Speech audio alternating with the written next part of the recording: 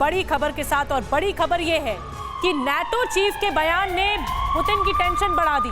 भीषण जंग के बीच नाटो चीफ का बड़ा बयान सामने आया है।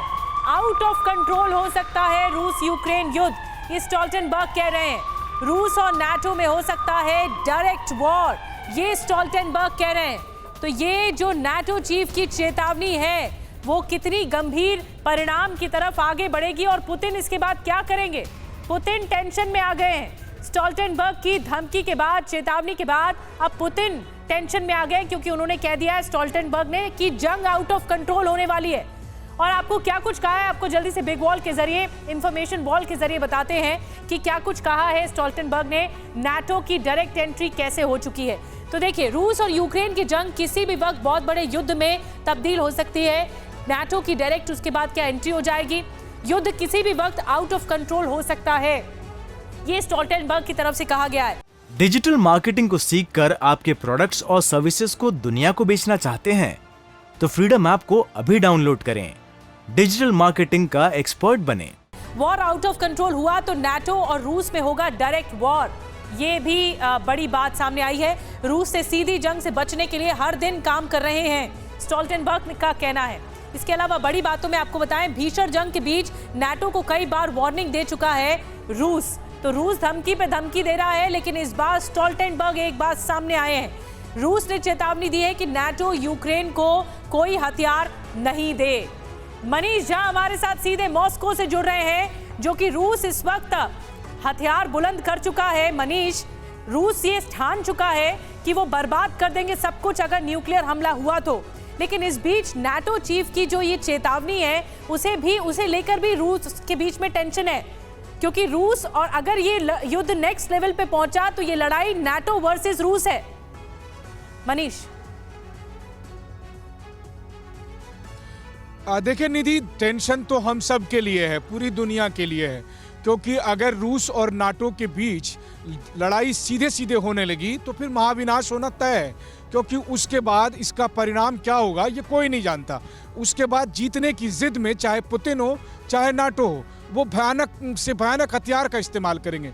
वो अपने उन विध्वंसक हथियारों के जरिए अपनी जीत को सुनिश्चित करना चाहेंगे। और फिर जैसा कि प्रेसिडेंट पुतिन कहते हैं कि वो भी अमेरिका की तरह प्रीएम्प्टिव स्ट्राइक की पॉलिसी पर विचार कर रहे हैं, तो इसका मतलब ये है कि जब क्रेमलिन को ये लगेगा कि नाटो का कोई देश ऐसा भयानक हथियार इस्तेमाल करने वाला है, तो उससे पहले ही हो सकता है टैक्टिकल वेपन या न्यूक्लियर वेपन का रूस इस्तेमाल कर ले, और फिर उसकी जवाब में दूसरी पार्टी जो है वो फिर न्यूक्लियर वेपन का इस्तेमाल करेगा। तो इस तरह की जब चीज़ें आएगी तो मुझे लगता है कि ना सिर्फ रूस या नाटो या यूरोप बल्कि पूरी दुनिया के लिए वाकई टेंशन की बात है। हाँ, एक बात और भी है कि 10 महीने इस युद्ध के हो रहे हैं, कहाँ तो हमें उम्मीद करनी चाहिए थी कि ये युद्ध समाप्ति की ओर जाए, लेकिन अब लग रहा है कि इसका एक नया अध्याय शुरू हो रहा है। नए साल में हो सकता है कि आपको लड़ाई का एक नया रूप दिखाई देगा। बहुत बड़ी बात कह रहे हैं मनीष की, एक नए चैप्टर की तरफ, एक नए अध्याय की तरफ ये युद्ध आगे बढ़ रहा है, और नए साल में और ज्यादा भीषण भी हो सकता है ये युद्ध। मैं मनीष के पास जाऊंगी और ये जरूर पूछूंगी कि जो नाटो चीफ ने कहा कि आउट ऑफ कंट्रोल होने वाला है युद्ध, इसके मायने क्या है। लेकिन जल्दी से आपको बता देते हैं कि अगर ये युद्ध होता है नाटो वर्सेस रूस, तो फिर किसमें कितना है दम। आइए जल्दी से आपको दिखाते हैं। सैन्य ताकत के मोर्चे पर आपको बता दें, सेना के जवान जो नाटो के हैं वो 54,05,700 हैं, तो रूस के जो जवान हैं, सैनिक हैं, वो 13,50,000 है। ये आंकड़ा है, तो रूस कई गुना कम है नाटो से। सैन्य ताकत पे एक्टिव सैनिक कितने? 33,66,000 एक्टिव सैनिक हैं, तो 85 लाख इनके पास एक्टिव सैनिक हैं रूस के पास। इसके अलावा नाटो के पास 13,01,000 बताया जा रहा है कि रिजर्व फोर्स है, तो रूस के पास 2.5 लाख के करीब रिजर्व फोर्स है। इसके अलावा सैन्य ताकत पे पैरा यूनिट्स कितने हैं? नाटो के पास 7,38,700 पैरा यूनिट्स हैं, तो रूस के पास 2.5 लाख के करीब पैरा यूनिट्स हैं। एयरक्राफ्ट्स कितने हैं? एयरक्राफ्ट्स 20,723 नाटो के पास हैं। ये पूरा आंकड़ा आप देख रहे हैं, तो रूस के पास 4,173 एयरक्राफ्ट्स हैं, यानी जो वायुसेना के मोर्चे पर रूस यहाँ पर पिछड़ता है।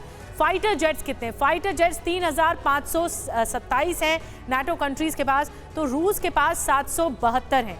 तो नाटो वर्सेस रूस हम आपको बता रहे हैं। और अगर ग्राउंड अटैक एयरक्राफ्ट की बात करें तो ये 1048 है नाटो के पास, तो रूस के पास 739 है। तो कई मायनों में रूस बहुत नीचे है नाटो के, लेकिन उसके बावजूद भी जो दम भर रहा है वो परमाणु हमले का भर रहा है। ट्रांसपोर्ट एयरक्राफ्ट नाटो के पास 1543 है, तो रूस के पास 445 हैं एयरक्राफ्ट। स्पेशल एयरक्राफ्ट 1014 नाटो के पास हैं, तो रूस के पास 132 हैं। ये देखिए, आप रूस का आंकड़ा देख रहे हैं। टैंकर्स एयरक्राफ्ट रूस के पास 20 हैं, तो नाटो के पास 678 हैं टैंकर्स एयरक्राफ्ट। हेलीकॉप्टर्स 8485 नाटो के पास हैं, तो रूस के पास 1543 हैं। तो देख रहे हैं आप, नाटो वर्सेस रूस, लेकिन कई मायनों में नाटो भारी है रूस पर, उसके बावजूद भी बार बार रूस धमकी देता है परमाणु हमले की। एक बड़ी खबर और बता दें, डिजिटल मार्केटिंग को सीखकर आपके प्रोडक्ट्स और सर्विसेज को दुनिया को बेचना चाहते हैं तो फ्रीडम ऐप को अभी डाउनलोड करें। डिजिटल मार्केटिंग का एक्सपर्ट बनें।